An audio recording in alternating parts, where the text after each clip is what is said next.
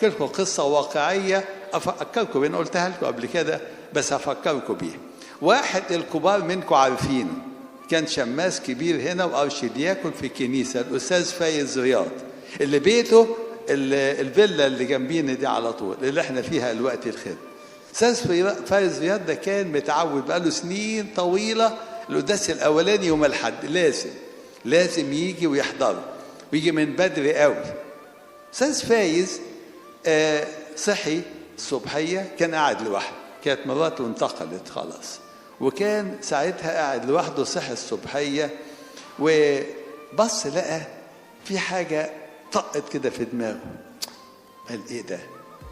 بعدين ما خدش باله، هو مخه عايز يحضر قداس، راح غسل وشه بسرعه ولبس هدومه وراح عشان ينزل. هو كان ساكن في الدور الارضي، فتح الباب وخرج ونزل السلالم وطلع على الباب بقى بتاع الشارع، ويفاجئ انه مش شايف. بعد يبص مش شايف، في مكواجي قدامنا كان اسمه حسني. قال له يا حسني، قال له ايوه يا بيه، قال له تعال. جه حسني، ده راجل مش مسيحي بس حبايبنا قوي، بيه كنيسه كتير وعرفنا ويوصل كل حاجه. قال له تعالى وصلني، قال له حاضر يا بيه. حس ان هو تعبان، مشي معاه لغايه ما وصل الكنيسه ودخله لغايه جوه. يعني دخل هو حافظ الكنيسه ودخل، وبدل ما يخش على الهيكل راح جه وقف كده على الجنب ما دخلش.